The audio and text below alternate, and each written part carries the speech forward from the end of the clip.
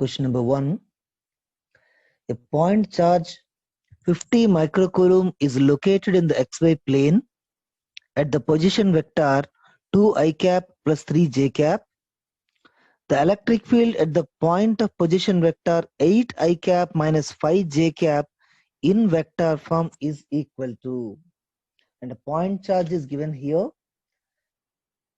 and the position vector given 2 I cap plus 3 j cap,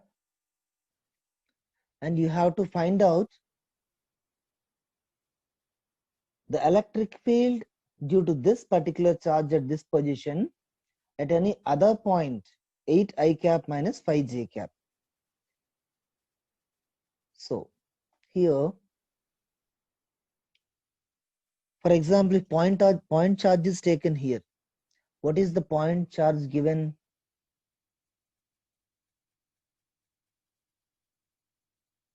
What is the point charge given? Q is given 50 microcoulomb.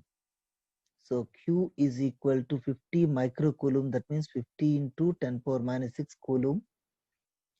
And the distance between charge and the point where you have to calculate the electric field. So that is R bar equal to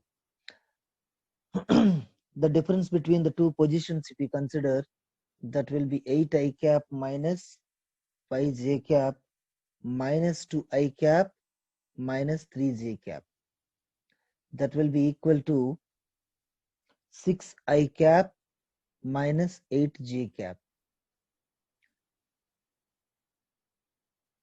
This is the value of position vector, and of course R you can write the magnitude of, this is the distance between the two positions, and the magnitude of the R bar is equal to root over 6 square plus 8 square, which is equal to 10.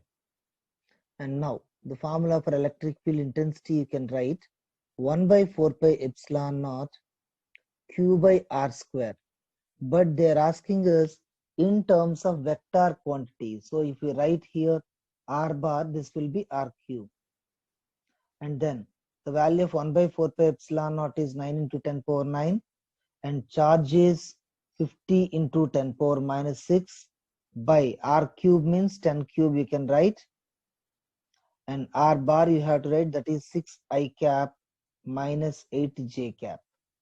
Okay, so by solving the whole thing you will get here 900 into 3 I cap minus 4 j cap. So this is the answer for electric field intensity at a given point due to 50 microcoulomb of charge at one particular position. Okay, now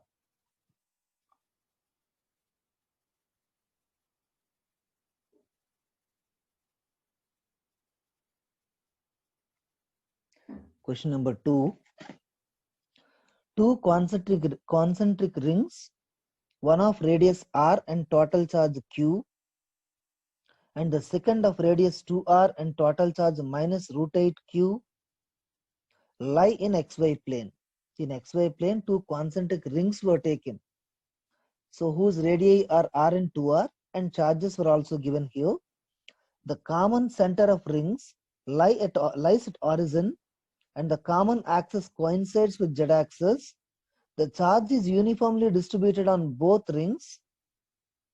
At what distance from origin is the net electric field on the z-axis? 0. So when one particular ring is considered like this,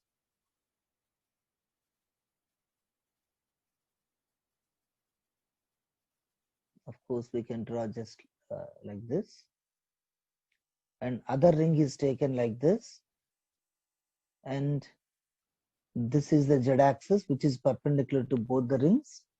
You have to consider one point on z-axis where the electric field due to both the charges will be, both the rings will be 0.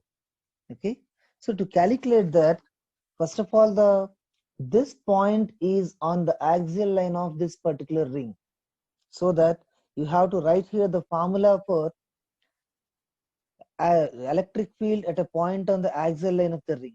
So that is nothing but, we know here, that is 1 by 4 pi epsilon naught q into x by x square plus r square whole power 3 by 2.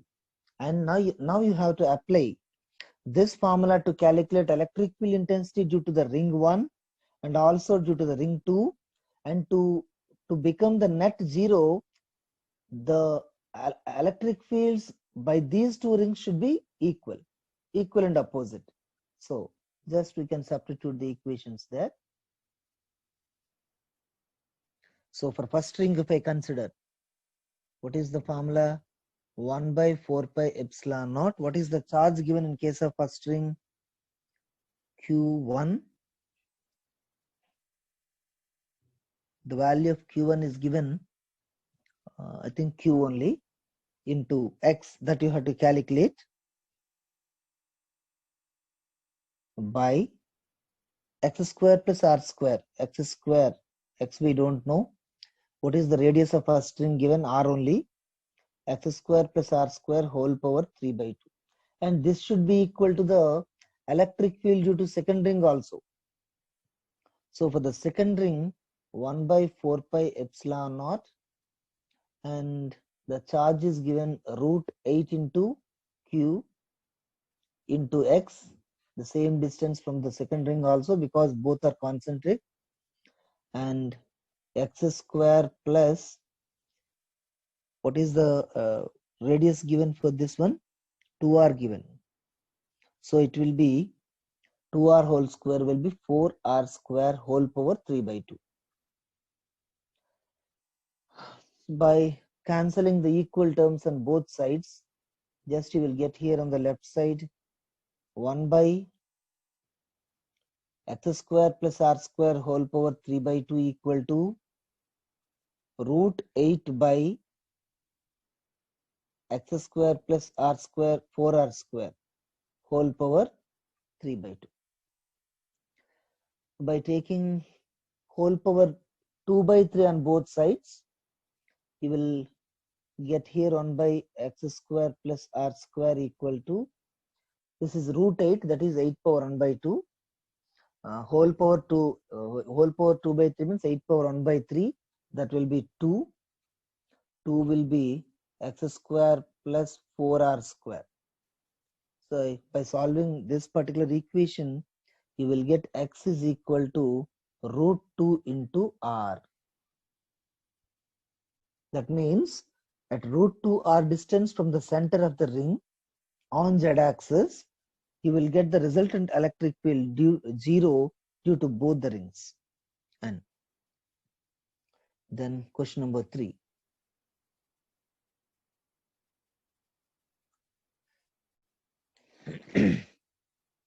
A particle of mass 2 kg and charge 1 millicoulomb is projected vertically with a velocity 10 meter per second. There is uniform horizontal electric field of 10 power 4 Newton per coulomb. Then they are asking us to calculate horizontal range, time of flight, like that. Okay, see here.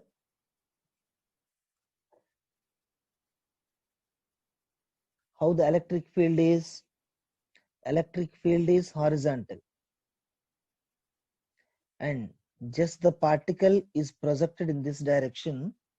With what velocity the particle was projected? With 10 meter per second. And what are the given quantities for the particle? Mass of the particle is 2 kg and charge of the particle is 1 millicoulomb, that is 1 into 10 power minus 3 coulomb. Now, in this particular electric field,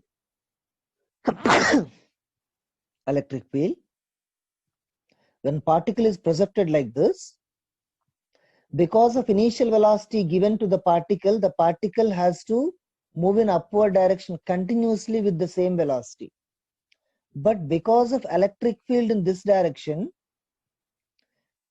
horizontal direction, the particle also displaces towards horizontal path because of these two motions.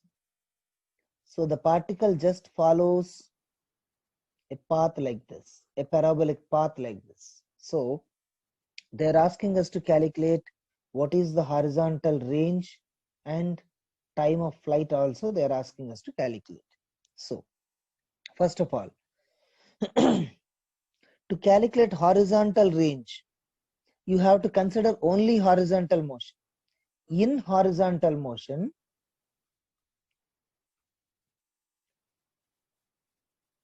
what is the initial velocity? Vertically, the velocity is given 10 meters per second, but horizontally, initial velocity is equal to 0. What is the acceleration? That is, we know the general formula for acceleration due to electric field, that is EQ by M. And now you have to calculate time of flight only. Sorry, horizontal range only. Now, what is the formula for horizontal range then? It is generally H equal to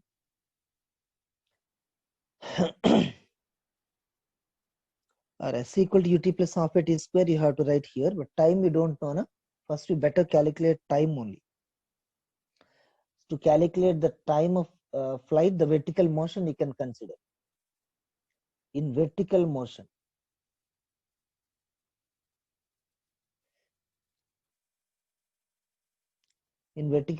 u is given how much? 10 meters per second. Then what is the formula for time of flight here? Time of flight will be 2u by g here.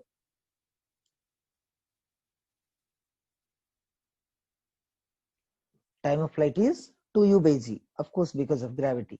So this will be how much then? 2 into u is given 10 and g is also 10. Then it will be 2 seconds. And if you want to calculate horizontal range, so for horizontal range, there are also constant forces acting. So it is not uniform motion. It is also uniform accelerated motion. So general formula you can calculate to you can write to calculate the distance, that is S equal to ut plus half a t square. So horizontal u is 0 plus half into horizontally acceleration is eq by m. By substituting the values of electric field intensity 10 power 4 and charge value 1 microcoulomb and mass value 2 kg, then you will get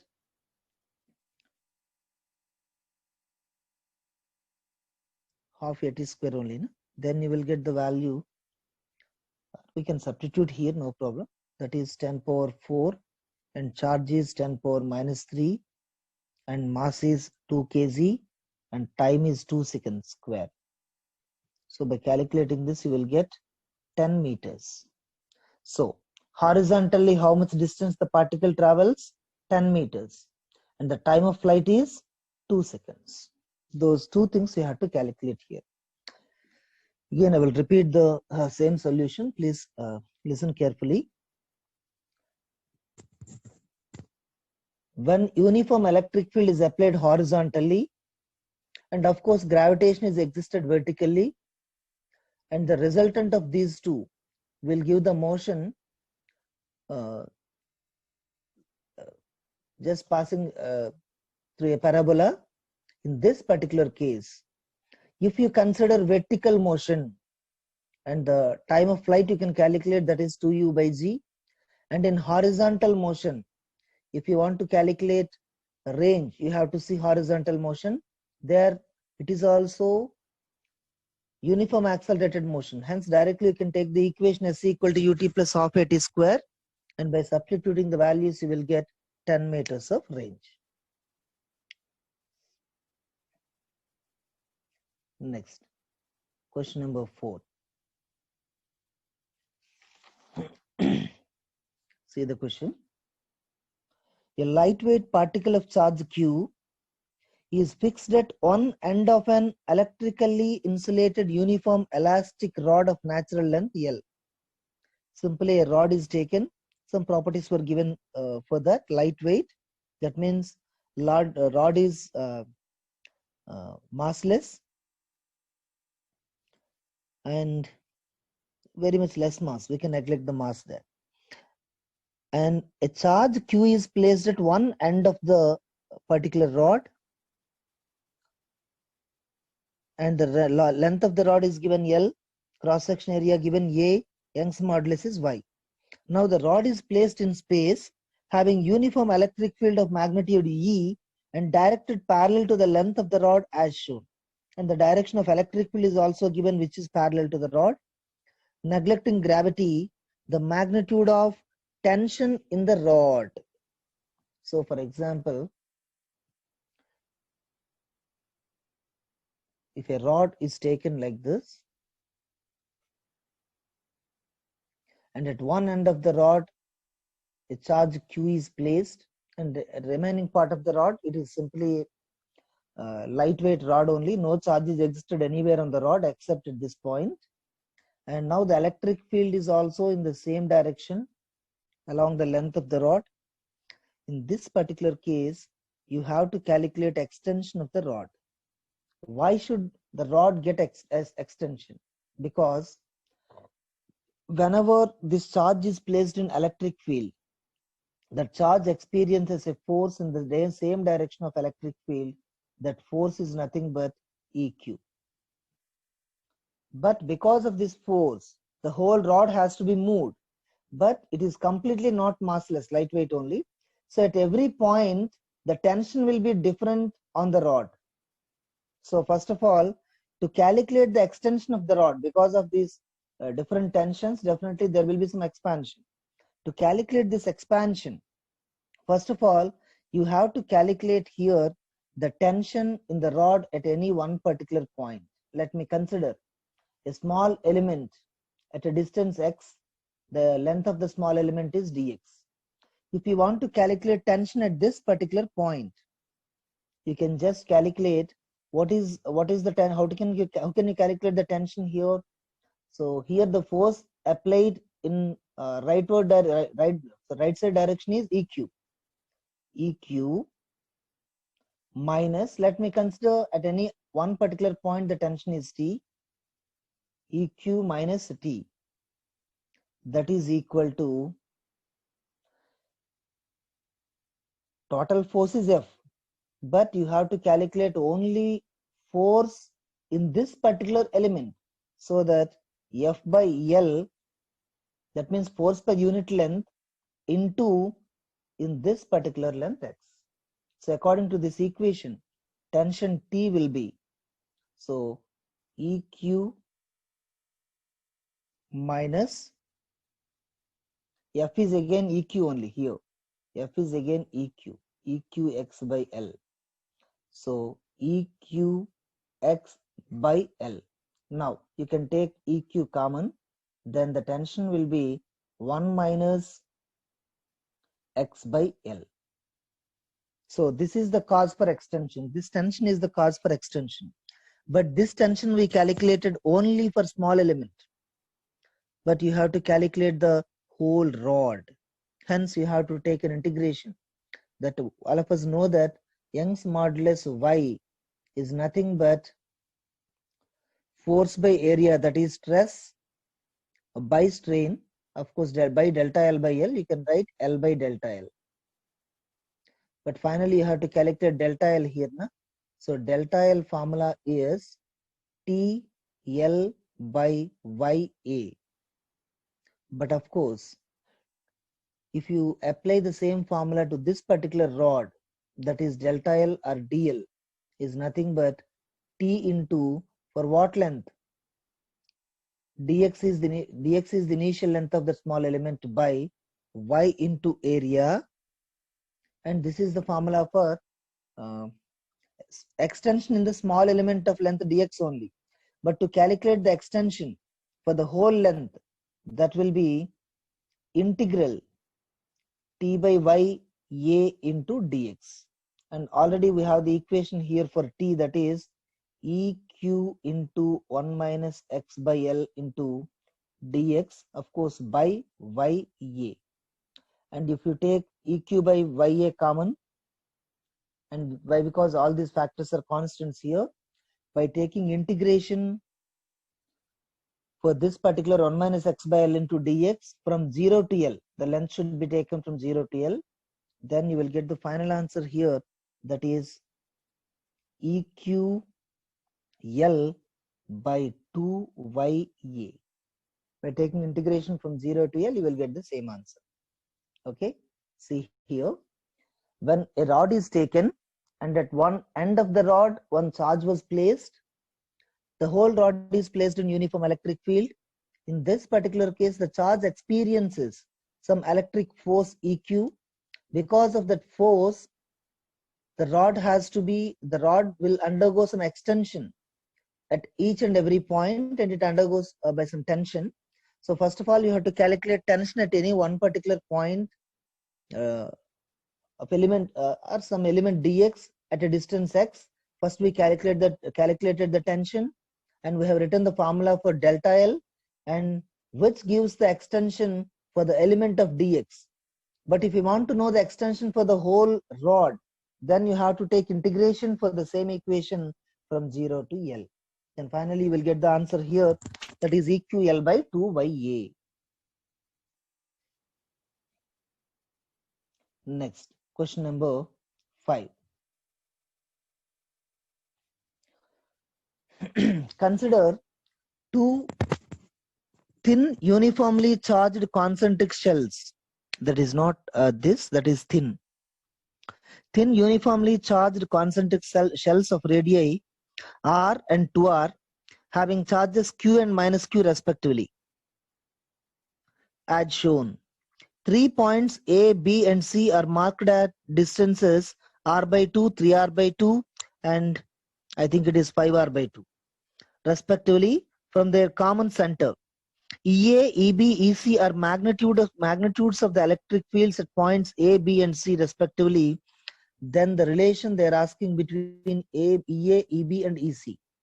See here, first of all, at point A, where the point A is, the point A is inside this particular spherical shell, concentric spherical shell. If this is the concentric spherical shell, inside the spherical shell, electric field is always 0.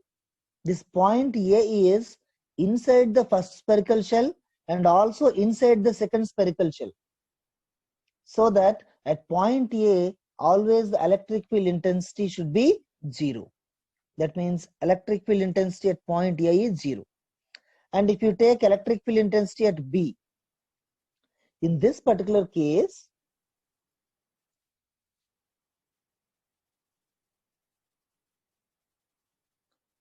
at point B, due to shell of radius 2R, it is actually inside the shell. So due to second sphere or bigger sphere, the electric field intensity at point B is 0. But for the inner sphere, the point B is outside that. So that there will be some value, and the value will be, so 1 by 4 pi epsilon naught, the charge Q into distance from origin to B. Distance from origin to B is given 3R by 2. Then you will get some value here. And if I consider the third point, the third point C is outside for both the spheres. But if you calculate electric field intensities from due to both the spheres, from the first sphere 1 by 4 pi epsilon naught Q by distance, total distance 5R by 2. Due to second sphere 1 by 4 pi epsilon naught minus Q by 5R by 2. But one is positive and one is negative. So total electric field intensity again will be 0. That means at point A and at point C, at both the points electric field intensity became 0, but there is a specific magnitude for electric field intensity at B. Hence, we can just write here electric field intensity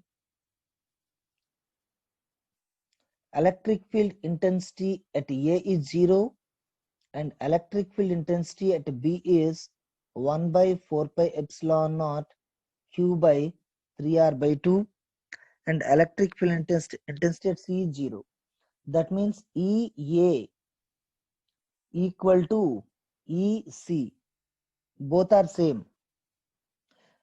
And of course, even these two are same, and EB is greater than those two. So we can write EB is greater than EA or EC. So this is the answer for the question number 5.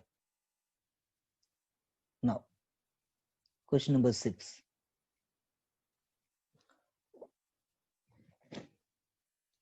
If the magnitude of intensity of electric field at a distance x on axial line and at a distance y on equatorial line on a given dipole are equal, then x is to y is.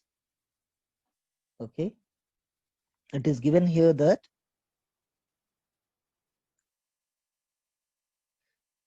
the magnitude of intensity of electric field at a distance x on axial line. At a distance x on axial line, what is the formula? 1 by 4 pi epsilon naught 2 p by x cube. And other thing is given at a distance y on equatorial line. In case of equatorial line, according to the given information, that is 1 by 4 pi epsilon naught p by y cube. It is given that both are same.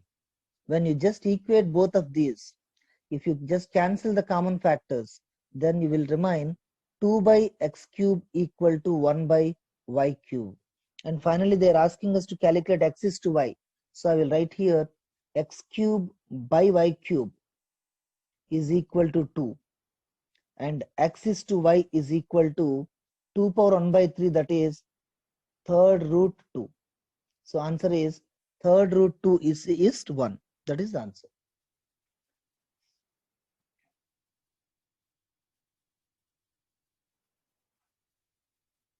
And question number 7. 3 charges, 2q, minus q and minus q are placed at the corners ABC. Just see the diagram. ABC of an equilateral triangle of side A as shown in the adjoining figure. Then the dipole moment of this combination is. So here charges were given 2q, minus q and minus q, and in the diagram they were placed like this. Let me consider this is equilateral triangle of side A, and here 2q is taken, here minus q is taken, minus q is taken. If I consider here this is q plus q, then q and minus q, this will form a dipole and this will form another dipole, and both the dipoles are at an angle 60 degrees. Hence, so finally they are asking the dipole moment only, na? So the dipole moment of first one is equal to q into charge on either side of the dipole into length of the dipole. And in second case also the same thing, q into a. But in both the cases dipole moments are at an angle 60 degrees. Hence we can write here, if two vectors are at an angle 60 degrees, what is the resultant? That is root over p1 square plus p2 square plus 2 p1 p2 cos theta. Theta is how much? 60 degrees. Of course, p1 and p2 both are same only, na? So this is root over p square plus p square plus 2p square. This is resultant. Cos 60 is half only. So then it will be p square plus p square plus p square root over 3p square, that is root 3 into p. P is nothing but qa. And the final answer will be root 3 into qa. That is the final dipole moment. If two dipoles are acting at an angle 60 degrees, just we calculated by using vector rules. Next. Question number 8. An electric dipole is placed along the x-axis at the origin O. A point P is at a distance of 20 centimeters from this origin, such that OP makes an angle pi by 3 with the x-axis. If the electric field at P makes an angle theta with x-axis, the value of theta would be. Okay. Now we can just draw here a diagram.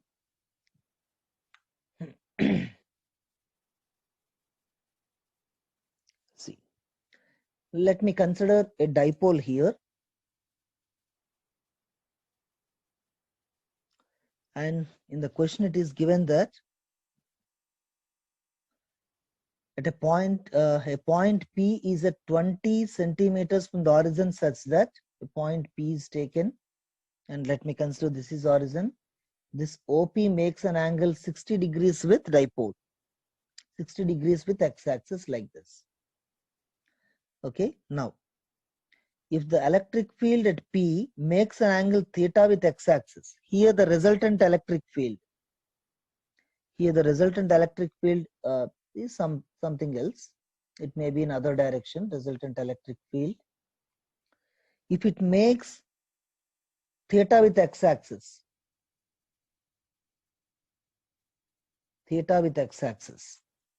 then, and we have a very general formula that tan alpha is equal to half into tan theta, and alpha in the sense here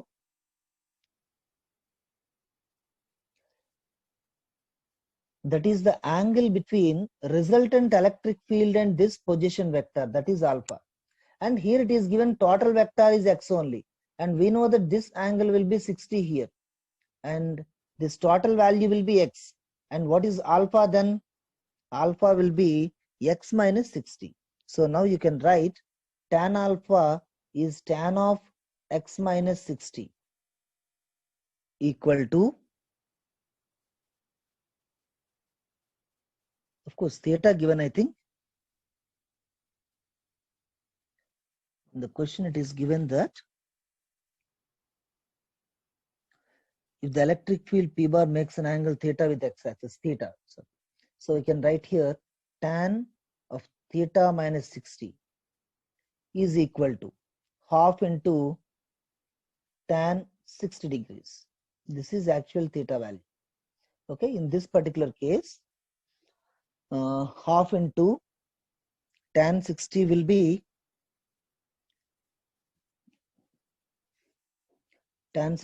root 3 only. So this is root 3 by 2, and theta minus 60 will be tan inverse of root 3 by 2,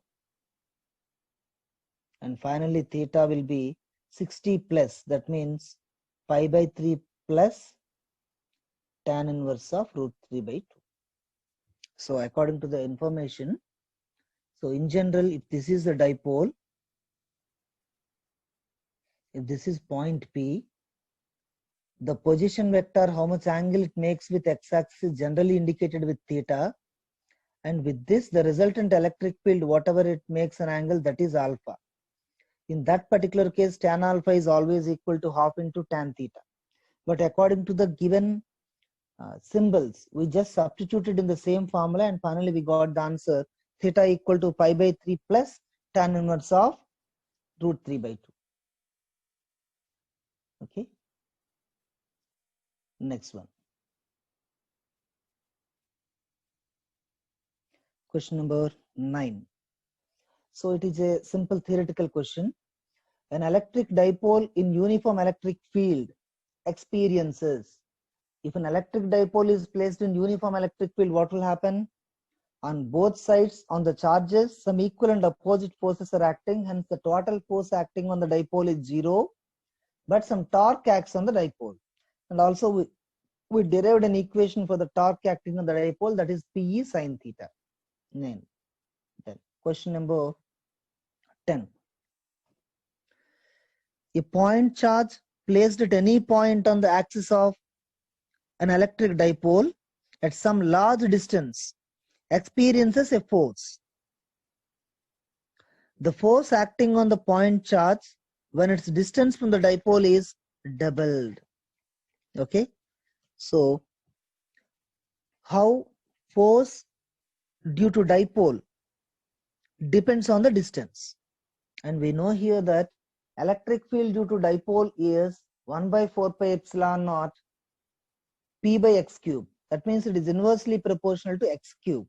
So that force is also inversely proportional to x cube only. So finally the answer is it is inversely proportional to x cube. Next, question number 11.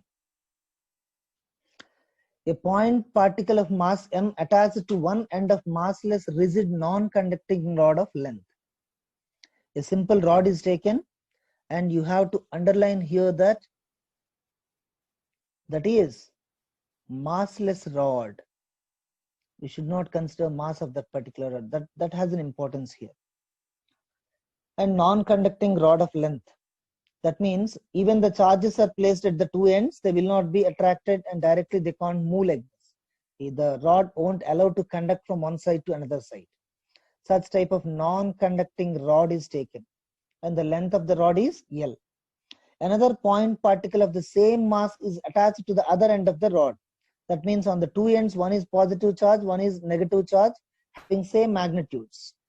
If two particles carry charges plus q and minus q, this arrangement is held in a region of uniform electric field E, such that the rod makes a small angle with the field direction. Now they are asking the question that what will be minimum time needed for the rod to become parallel to the field after it is set free. Okay. Now I will just draw the same diagram here.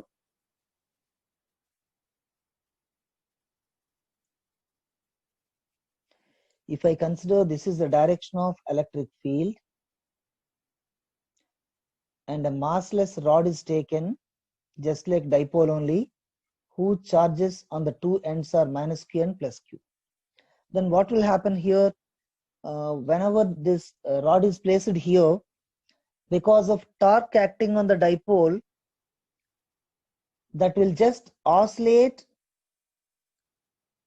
in the electric field only. Whenever it oscillates in the electric field, so the time period of oscillation is equal to 2 pi root over I by Pe. P means dipole moment, E means electric field. That is nothing but 2 pi root over moment of inertia of the given arrangement. So moment of inertia of a rod is ml square by 12, but that is massless rod, so that we should not consider the moment of inertia of the rod. We have to see the moment of inertia only for both the charges. For both the charges, for one charge, that is m into distance from center to the charge is L by 2. M into L by 2 whole square. For second charge also this is m into L by 2 whole square. That is total moment of inertia by Pe. And this will be 2 pi root over ml square by 4 plus ml square by 4. Totally this will be ml square by 2 into Pe. So this is the formula for time period. Time period means the time taken to complete one complete oscillation. But they are asking here only the time taken to come from this position to this orientation. That means to cover this much distance only, it will take the time fourth part of the total time period. So that will be 2 pi by 4 into root over ml square by 2 Pe. Hence it will be pi by 2 root over ml square by 2 Pe is the answer. Okay. So this is the solution for question number 10. Sorry, question number 11. Okay. Now,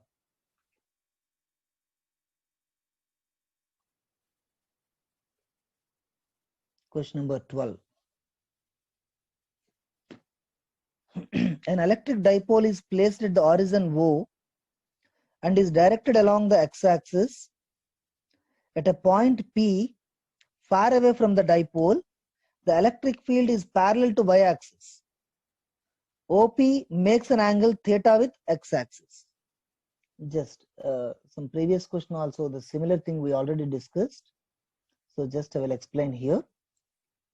As I mentioned earlier, if a dipole is placed at any point, if I consider, if position vector makes an angle theta here, if the resultant vector makes an angle alpha with position vector, then we will be able to write here that tan alpha equal to half into tan theta. But it is given here that here angle is theta only and final electric field intensity is perpendicular to this. That means this is theta and this is alpha. Then what we can write? Theta plus alpha equal to 90 degrees.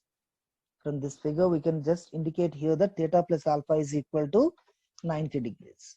If we just substitute here, then what we can write for alpha, that is 90 minus theta only, na? So that tan 90 minus theta is equal to half tan theta. Tan 90 minus theta is nothing but cot theta is equal to half into tan theta. Then, so finally you have to write here tan theta value. So tan theta will be how much? 2 cot theta.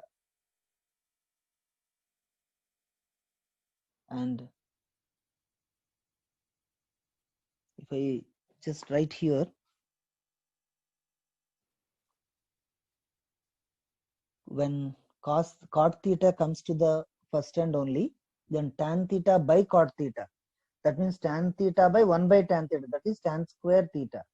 So tan square theta is equal to 2 and finally tan theta will be equal to root 2. Okay. So this is the answer for question number 12. Now, question number 13. Two non-conducting spherical shells are uniformly charged. One shell S1 having radius 5 meters and the charge -2 microcoulomb had center at -1, 2, -1, and other shell S2 has radius 6 meters and charge 3 microcoulomb and center at -2, 1, -1. Find the electric field at point 1, -1, 3. So simply two spherical shells were given and the positions were also given, and at some other point you have to calculate what is the electric field intensity. If I just consider for first shell S1, first you calculate the distance between the shell and the point. The shell is at actually -1, 2, 1 and point is given 1, -1, 3. So the distance will be distance between 2 points only. 1 minus of -1 whole square plus -1 -2 whole square plus 3 minus of -1, 3 plus 1 whole square. This is totally root over 2 square plus 3 square plus 4 square, which is equal to root 29. And the radius of that particular sphere is given 5 meters. So of course root 29 is greater than 5 meters only. No? Hence you can write here that the point given here is outside the sphere. Whenever the point is outside the shell, what is the formula we can write? That is nothing but to calculate electric field. That is nothing but 1 by 4 pi epsilon naught q by r square. If you also want to indicate the direction, then of course r bar, if you write, this will become r cube. So by substituting here 1 by 4 pi epsilon naught is 9 into 10 power 9 and charge is given 2 into 10 power -6 and r bar means the in vector form only you have to write. In vector form it is 2 I cap minus 3 j cap plus 4 k cap. According to the 2 points we can write this.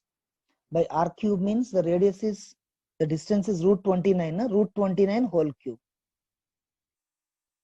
Root 29 whole cube. This is the answer due to the first shell. If I consider and if I go to the second shell, if I again calculate the distance between the 2 points, in second shell it will be 1 plus 2. That means 3 square plus -1 -1. That is 2 square plus 3 minus 3 plus 1, 4 square. Again you get the same answer, root 29. But for the second shell the radius is given 6 meters. So root 29 is less than 6. That means this particular point is inside the spherical shell. Inside the spherical shell, we know that electric field intensity is 0. So due to the second one, it is 0, and due to the first one, this value you will have. So the total value is only E1 only. Okay.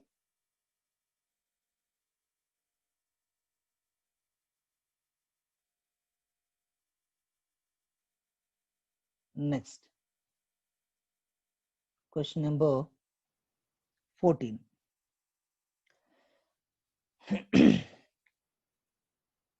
Two point charges are placed at point A and B.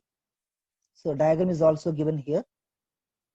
The field strength to the right of the charge QB on the line that passes through the two charges varies according to a law that is represented graphically in figure.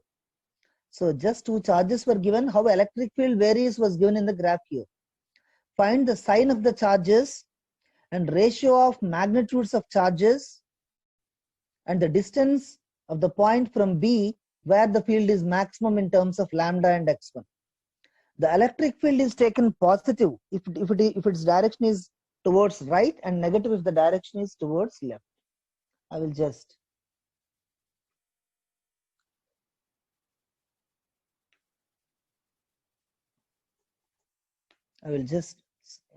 draw here the diagram. See the diagram here.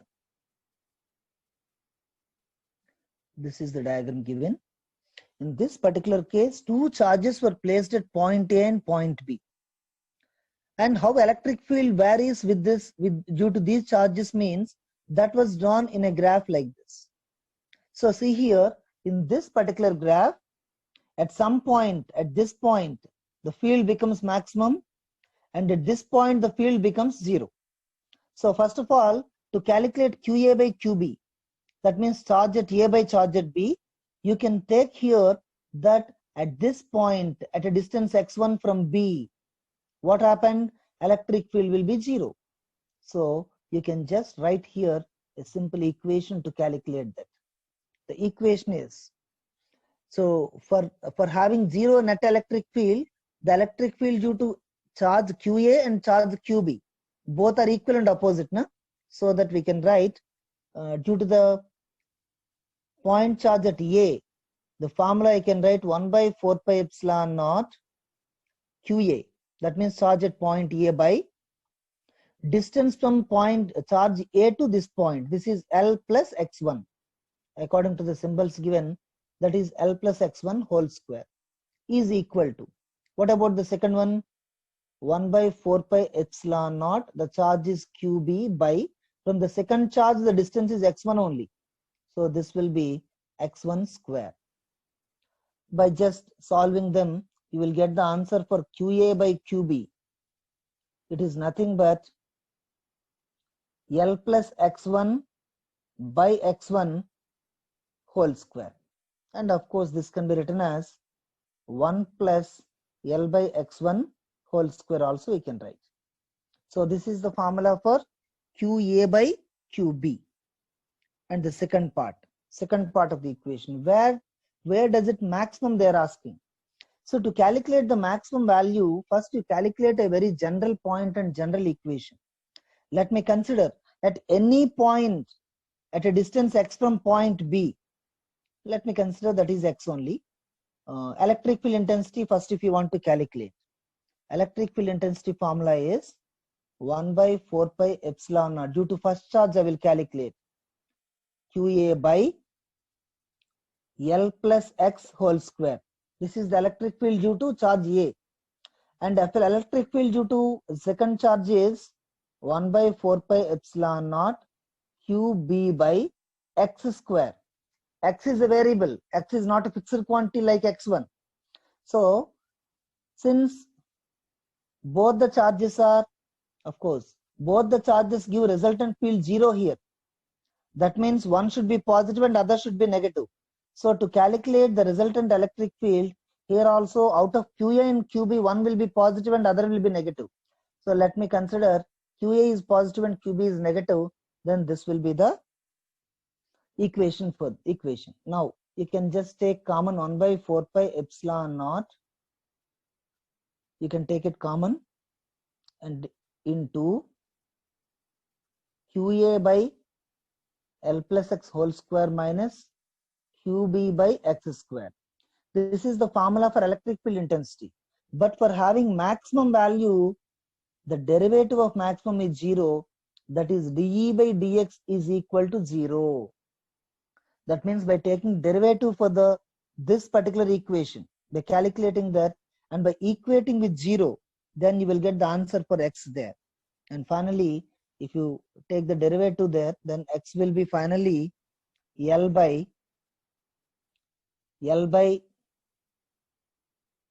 1 plus L by x1 whole square. This is nothing but QA minus QB, not whole power 2 by 3 minus 1. Just you try to calculate the derivative for E with respect to x and make it equal to 0. Then you will get this particular answer. Okay, this is the solution for question number 14. And the last question.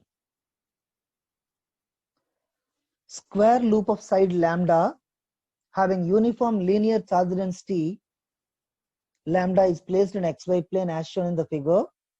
There is a non-uniform electric field E equal to A by L into X plus L into I cap, where A is a constant. Then the resultant electric force on the loop, some lambda value, and all the values were given here. Okay, now the same diagram we can copy here.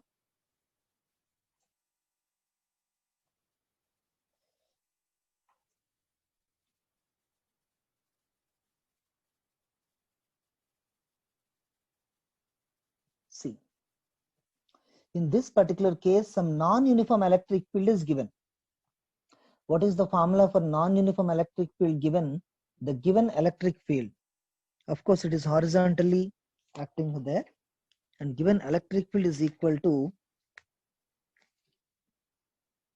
A by L into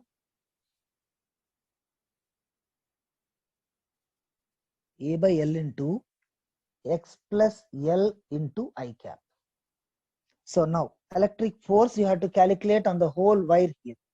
If I consider, or first I will start with electric field intensity on the wire AB. Each and every point of AB is at same distance along x-axis. So the whole wire directly you can consider, whole charge directly you can consider. So then in case of AB, what will be electric field? That is A by L into, what is the distance x? From horizon to this wire, at every point of the wire is horizontally at same distance. So L plus L.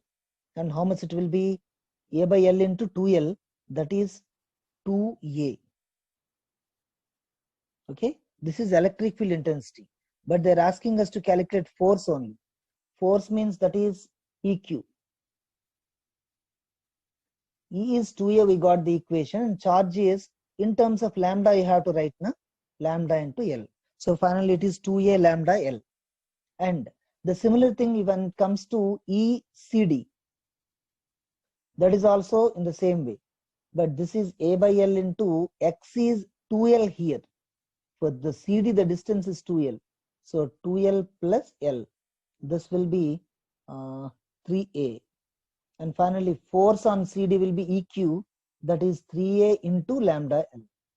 So force acting on CD is 3A lambda L, force acting on AB is 2A lambda L. If you want to calculate the force acting on AD or BC, of course both are same, force acting on AD or force acting on BC. But this wire, every point of the wire is not at the same distance along horizontal. Every point will have a different distances. Here X is not constant. Hence you have to take an integration method. Okay. Now this is equal to, F is equal to EQ only. See here, into E will be A by L into X plus L, and Q will be lambda into L, but lambda into small element, whatever you consider, that you have to take lambda into dx. So by taking integration from 0 to L, or L to 2L, anything you write, anything you can write. So integration is from L to 2L. If you take this A lambda by L into integral x plus L into dx. This is from L to 2L. If you take the integration and if you substitute 2L and L, then finally you will get an answer here that 5 by 2 A lambda L. So now to calculate the total force on the loop on AB plus on CD plus on AD plus on BC, all the values you have to add. And of course, all the forces are acting only along the electric field direction. So that simply you can calculate, you can add them to calculate the net electric field. What is the net electric field? 2A lambda L plus 3A lambda L plus 5 by 2 A lambda L plus 5 by 2 A lambda L. This is the value for each one. So that total value will be 10 A lambda L. So this is the solution for question number 15. Okay, thank you.